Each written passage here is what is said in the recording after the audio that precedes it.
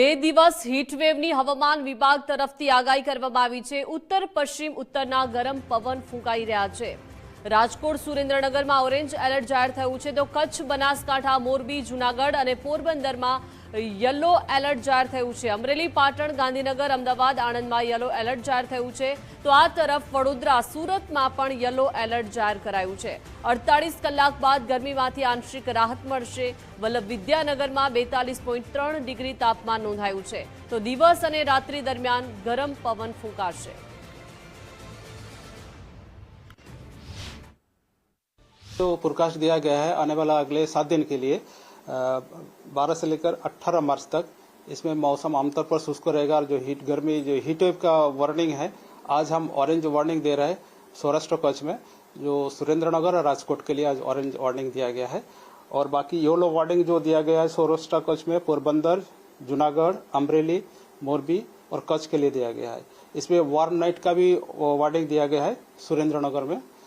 और हमारा जो गुजरात रीजन में येलो वार्निंग दिया गया है, जो डिस्ट्रिक्ट इसमें आ रहा है बनासकांठा, पाटन, गांधीनगर, अहमदाबाद, आनंद, वडोदरा एंड सूरत, इसमें वार्म नाइट का भी वार्निंग है।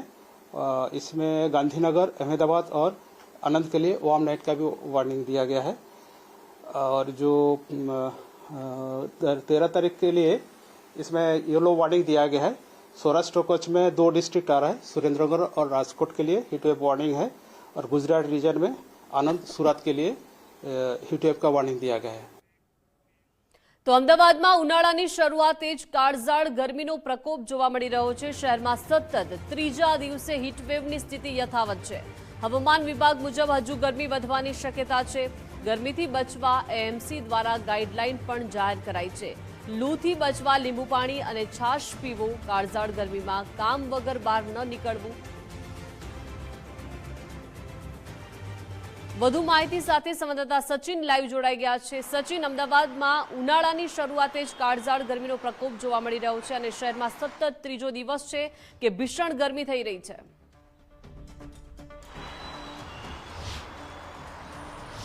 દીપિકા, ઉનાળાની શરૂઆત થઈ છે ને કાળઝાળ ગરમીથી આ ઉનાળો શરૂઆતમાં જ જોવા મળી રહ્યો છે। મહત્વની વાત છે કે છેલ્લા 3 દિવસથી સતત ઉનાળાની શરૂઆતમાં જ ભયંકર ગરમી હીટવેવની આગાહી જે રીતે કરી હતી હવામાન વિભાગે તે પ્રમાણે જ અત્યારે હાલ ગરમી પડી રહી છે। આખરી ગરમીને કારણે જે એમસી અને અમદાવાદ વિભાગ દ્વારા ખાસ ગાઈડલાઈન બહાર પાડવામાં આવી છે કે 1 થી 4 દરમિયાન જે મજૂરી વર્ક કરતા હોય તે શ્રમિકોએ 1 થી 4 દરમિયાન કામથી અળગા રહેવું। સાથે સાથે તમામ જે નાગરિકો છે તેમને ખાસ લીંબુ પાણી, છાશ અને જે પ્રવાહી સતત લેવું તેવી પણ એક આગ્રહભરી વિનંતી કરવામાં આવે છે, કારણ કે લૂથી બચવા માટે સતત ડિહાઇડ્રેશન ના થાય તે માટે થઈને ખાસ લિક્વિડ લેવું ખૂબ જરૂરી હોય છે। જે લીંબુ પાણી, છાશ અથવા તો જે કહેવાય કે પાણીનો જે છે તે પીવું વધારે હિતાવહ છે। બીજી તરફ વાત કરીએ તો મહદઅંશે અમદાવાદના મુખ્ય રસ્તાઓ જે છે તે સુમસામ જોવા મળી રહ્યા છે।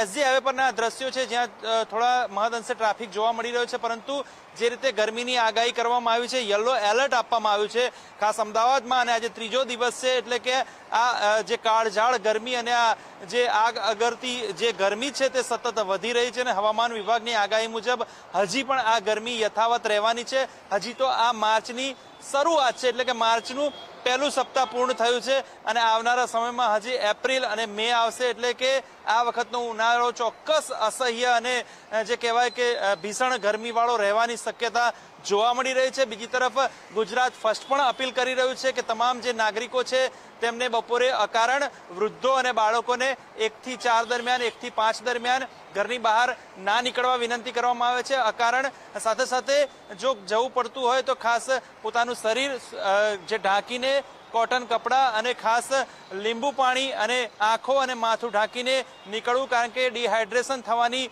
ખૂબ જ શક્યતા છે, લૂ લાગવાની ખૂબ જ શક્યતા છે, જેને પગલે ગુજરાત ફર્સ્ટ પણ અપીલ કરી રહ્યું છે કે ગરમીથી બચવા માટે અકારણ બહાર ના નીકળવું। સાથે સાથે જે રીતે આગ ઉગળતી આ ગરમી છે, માર્ચની શરૂઆત છે અને હવામાન વિભાગની આગાહી પ્રમાણે હજુ પણ થોડા દિવસ આ હીટવેવ જોવા મળશે। જી દીપિકા। જી સચિન, આભાર વિગત સાથે જોડાયા તે બદલ।